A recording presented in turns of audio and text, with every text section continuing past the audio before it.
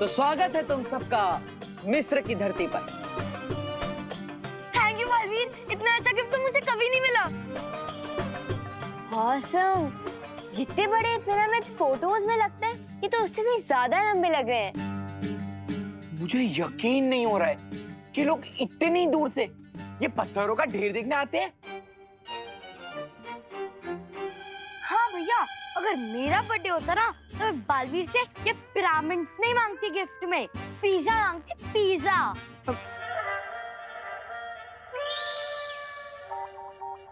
काश देबू भैया भी होते हमारे साथ इस ट्रिप पे।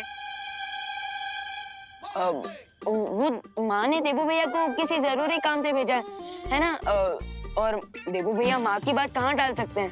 क्या तुम लोगों को पता है पिरामिड्स आज से 4500 साल पहले बने थे?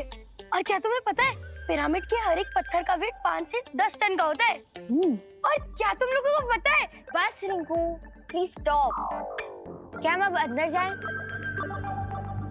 रिंकू, माना कि आज तेरा बर्थडे है, लेकिन अगर तू ही हमें सब कुछ बता देगा तो फिर हम देखेंगे क्या? हाँ तो अब पिरामिड के अंदर चलें? हाँ चलो। जाओ बच्चों, चलो चलो। जाओ। वैसे पार्टनर, हमने इन बच्चों को यहाँ लाकर कोई मिस्टेक तो नहीं कर दी ना? तुम्हें ऐसा क्यों लगता है? क्योंकि हम यहाँ आए हैं किसी दूसरे मकसद से, लेकिन इन सबको कवर बना के। नहीं विमा, चिंता करने की जरूरत नहीं, क्योंकि तिम्नासा को अभी इस सब के बारे में कुछ नहीं पता। और मैंने ध्वनि परी और ज्वाला परी को भारत नगर में नजर रखने के लिए बोला है। अगर कुछ भी होगा तो वो हमें सतर्क कर देगी। ओके, फिर तो ठीक है। अब मैं वो दुर्लभ कुंजी ढूंढने जा रहा हूँ, तुम बच्चों के साथ रहो। ओके। एक पल रुको, ज्यादा चिंता मत करो और बेफिक्र हो के इस सैर का मजा लो। तभी तो किसी को हम पर शक नहीं होगा कि हम यहाँ पे किसी मकसद से आए। ओके।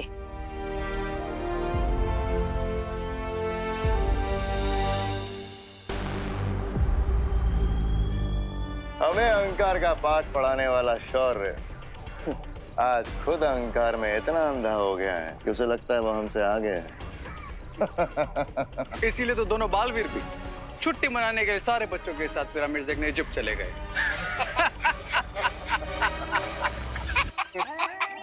पहली असली कुंजी हमारे पास है और ये लोग वाले नकली कुंजी पाकर खुशी में ही मस्त हुए जा रहे हैं।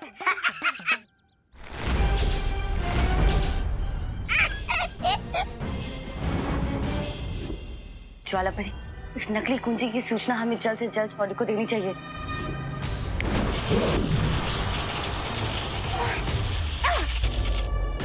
सॉरी परिया, लेकिन अब मेरे इस मैजिक के कारण ना तो तुम कोई मैजिक कर पाओगे और ना ही अर्थ के एटमॉस्फेयर के बाहर जा पाओगे। मुझे तुम्हारा ये अंदाज बहुत पसंद है रे। हमला पहले करते हो और बात बाद में। भाई राजा, आप अपना अंदाज अपने पास रखिए। वो देखिए परिया भाग रही है।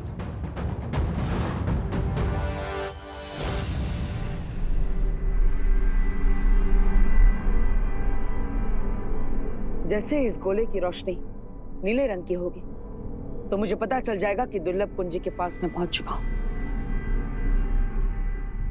बालवीर, बालवीर जल्दी आ जाओ। ध्वनि परी और ज्वाला परी की आवाज। कहीं भारत नगर में कोई मुसीबत तो नहीं आ गई? बालवीर जल्दी आ जाओ। क्या हुआ परी? आपने मुझे बुलाया? सब ठीक तो है ना? कुछ याद नहीं आ रहा। लेकिन बालवीर, कोई बात जरूर थी। अब बालवीर, बालवीर, बालवीर।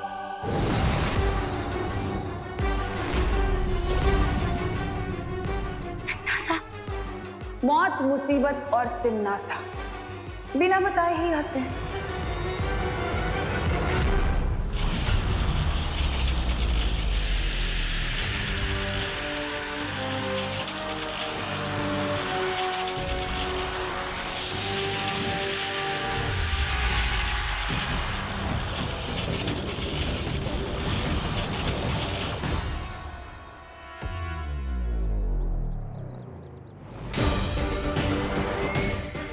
इन्होंने जो भी सुना और देखा है वो इन्हें याद नहीं रहेगा।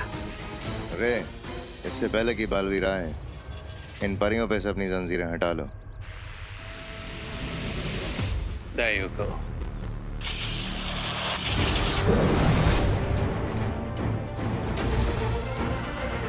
परियों ने अगर संतोषजनक जवाब नहीं दिया तो बालवीर को शक हो सकता है तन्नासा। कोई बात नहीं, अभी इनके मन में एक सवाल डाल देती हूँ। हाँ, याद आ गया। वो हम पूछना चाहते थे कि वो दूसरी दुर्लभ पूंजी हमें कब मिलेगी। लेकिन परियों, आपको तो पता ही है कि मैं मिस्र की धरती पर उस दुर्लभ पूंजी को ढूंढने के लिए ही गया। नहीं, हम ये जानना चाहते थे कि वहाँ कोई समस्या तो नहीं हुई है। नहीं, अभी तो वहां पर कोई समस्या नहीं, क्योंकि तिम्नासा को ये लगता है कि मैं मिस्र बच्चों को सैर कराने के लिए लेकर गया, जबकि असल में मैं उस कुंजी को ढूंढने के लिए ही गया। ठीक है बालवीर, तुम जाओ और सफल होकर लौटो। हाँ ज्वालापरी, आप भी संभल कर रहिएगा। पता नहीं तिम्नासा कौन से चाल चलते। हाँ बालवीर। यानी दूध से गैया और पनीर खाए हलवाई। यूं तो हम अपना राज छुपाने की बहुत कोशिश कर रहे थे, लेकिन इन बेचारों का खुद का ही राज ओपन हो गया। और इस जीत का सारा श्रेय मुझे जाना चाहिए, क्योंकि मैंने भैरानी को बुलाया था, है ना भैरानी? श्रेय भी मिलेगा, तौबा तौबा, और इनाम भी। बस कुछ वक्त और। अब तुम लोग जाकर इन परियों को अपने कब्जे में ले लो, इससे पहले कि इन लोगों की याददाश्त वापस आए, क्योंकि हमारे पास बस 4 पहर का ही वक्त है। चिंता मत करो तन्नासा, बहुत जल्द वो दोनों परी हमारे कब्जे में होंगे। ठीक है भैमार, अब मैं मिस्र जा रही हूँ बालवीर से उस दूसरी कुंजी को छीनने।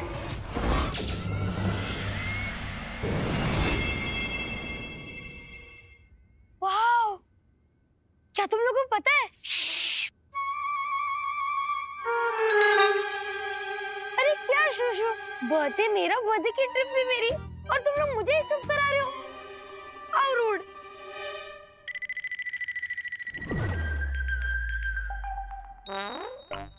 ये क्या है?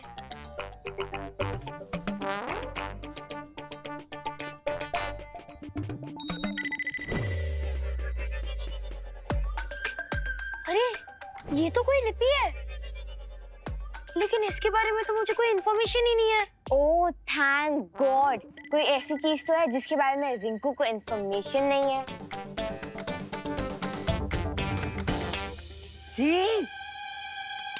ये पिरामिड वाले लोग साफ सफाई नहीं करते क्या? हाँ, यहाँ तो सिर्फ मिट्टी मिट्टी है। अरे चिंटू, ये मिट्टी नहीं है, इस मिट्टी के नीचे हिस्ट्री है, हिस्ट्री। और हम कुछ ही दिनों में हिस्ट्री के पन्नों में रिकॉर्ड होने वाले हैं, याद रखना। रिंकू एक मिनट, तुम्हें अभी थोड़ी देर में ये लिपि साफ साफ दिखाई देगी।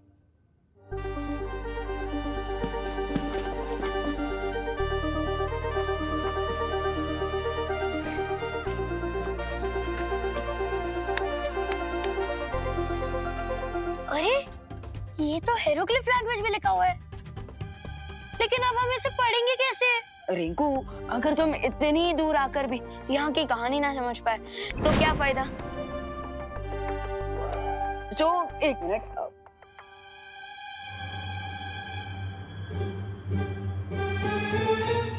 ये क्या है? अरे मैं तो इसके बारे में बताना ही भूल गया था। ये एक जादुई ट्रांसलेटर है, मालवीर ने मुझे दिया यहाँ की लैंग्वेज समझने के लिए। हम जैसे इस टॉर्च की लाइट इस साइन लैंग्वेज पर पड़ेगी, इस ट्रांसलेटर और स्पीकर की मदद से हम इसकी भाषा समझ पाएंगे। ओह एक मिनट। आज से हजारों साल पहले मिस्र में एक खूंखार राजा हुआ करता था जिसका नाम इमाया था, और जो आज भी मम्मी बनकर इस पिरामिड में दफन है।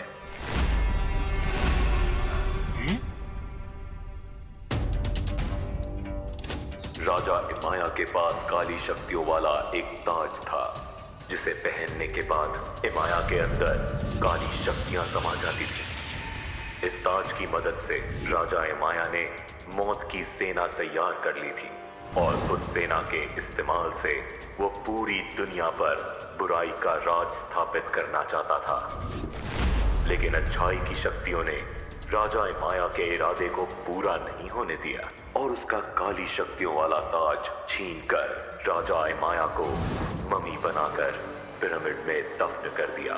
क्या? यहीं पे? यही डालना था। वाओ!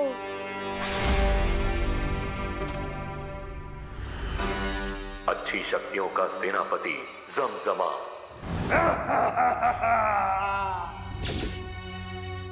उस ताज को निगलकर भस्म हो गया, क्योंकि वो नहीं चाहता था कि वो ताज किसी को मिले।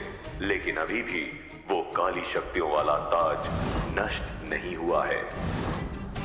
उस ताज को पूरी तरह से भस्म करने वाली 3 वस्तुएं, मशाल, तेल और चिंगारी, इसी पिरामिड के 1000 कमरों में से किसी 3 कमरों में रखी हुई है। राजा माया अभी भी जिंदा है। क्या? और किसी अच्छी शक्ति की ऊर्जा का इंतजार कर रहा है।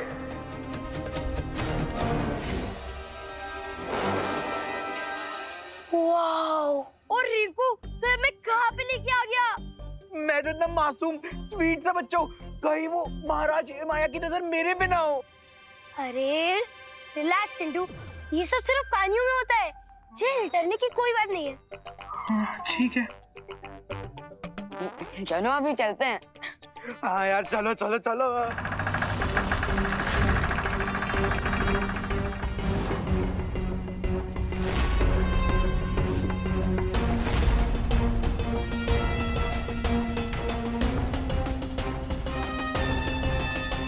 एक मिनट, ये रास्ता तो पहले यहाँ पर नहीं था, ये अचानक से यहाँ पर कैसे आ गया? चलो नीचे जाकर देखते हैं। अबे मरने का तुझे? अरे चलो ना, कुछ इन्फॉर्मेशन मिल जाएगी। अभी सब लोग जा रहे हो ना, इसलिए मैं भी चल रहा हूँ। चलो चलो चल।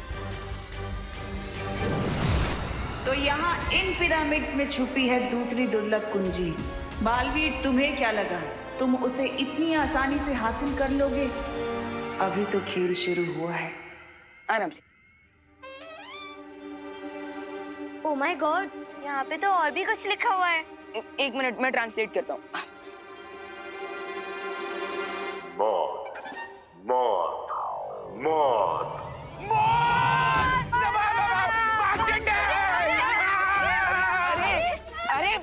अरे रुको, रुको, रुको। जब बालवीर हमारे साथ है तो हम डर क्यों रहे हैं? अरे लेकिन कहाँ है बालवीर? अरे तुम सब डरो मत, यूपी के वैसे होते हैं बड़े साहसी। आरोही,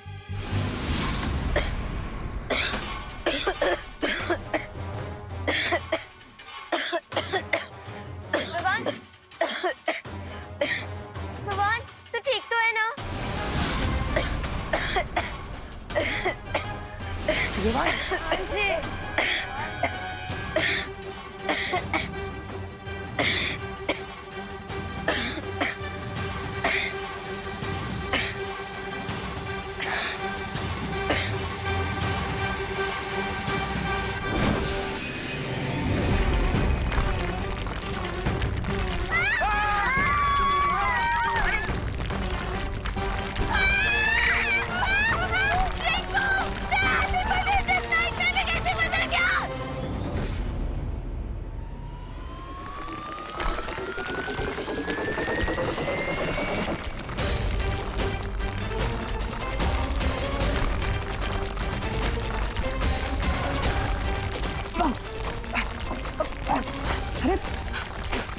इस सब के अंदर क्या हो रहा है?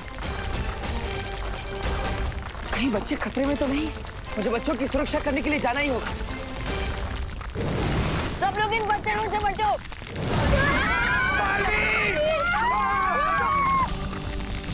एक साथ आ जाओ, एक साथ आ जाओ।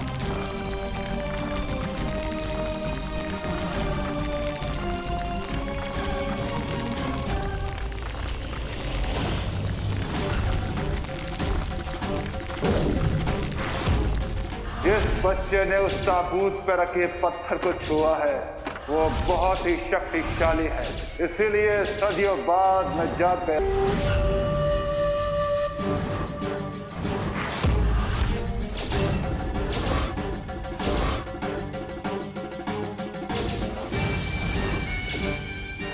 जिस बच्चे ने उस ताबूत पर रखे पत्थर को छुआ है वो बहुत ही शक्तिशाली है। इसलिए सदियों बाद अब मैं जाग गया हूँ। मुझे वो बच्चा चाहिए ताकि उसकी शक्तियाँ लेकर मैं अपना असली रूप हासिल कर सकूं।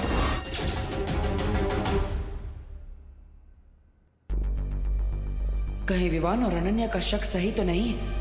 शुंडाकारी स्तंभ में जो हुआ वो किसी खतरे की घंटी तो नहीं थी जिसे मैं समझ नहीं पा रहा।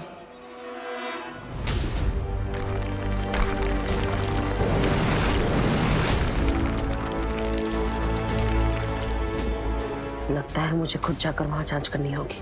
वैसे भी उस दुर्लभ कुंजी को ढूंढना अभी बाकी है। मुझे समय व्यर्थ नहीं करना चाहिए।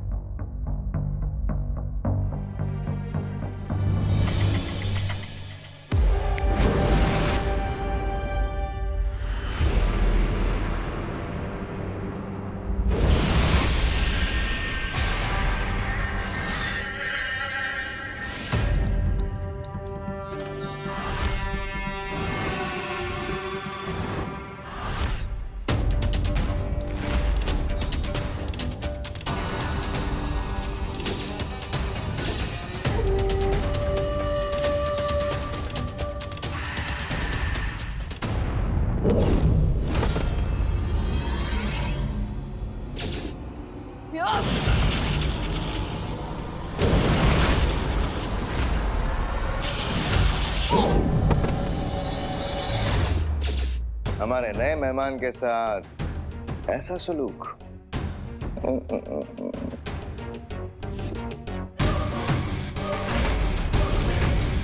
तुम जब आपस में मिले हुए हो, तुम्हें क्या लगा विभा कि तुम्हारा इजिप्ट का टूर हमें डिस्ट्रैक्ट कर देगा?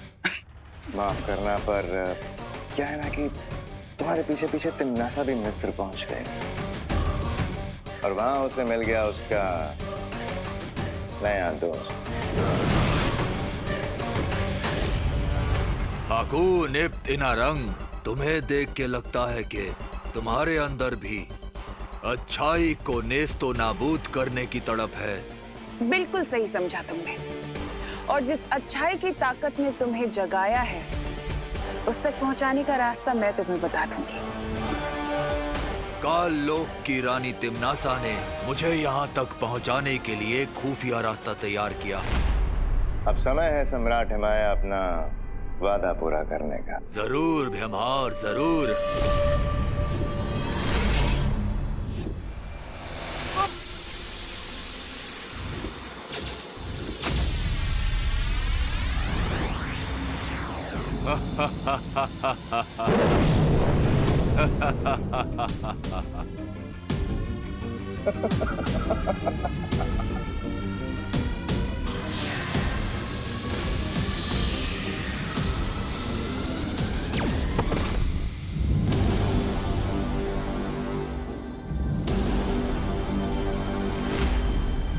मिस्र के पिरामिड में ताबूत तुम्हारा इंतजार कर रहा है।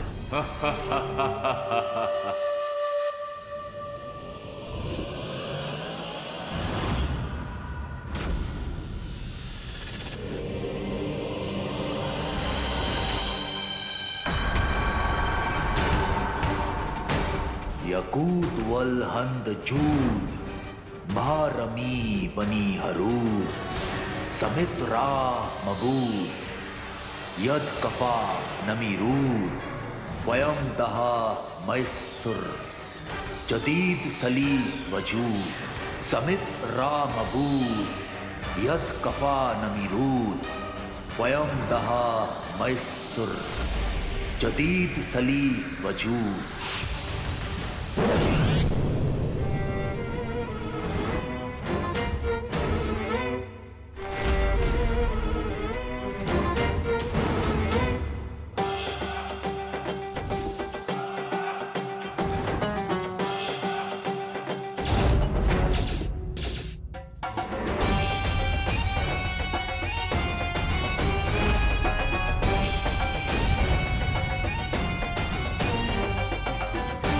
अब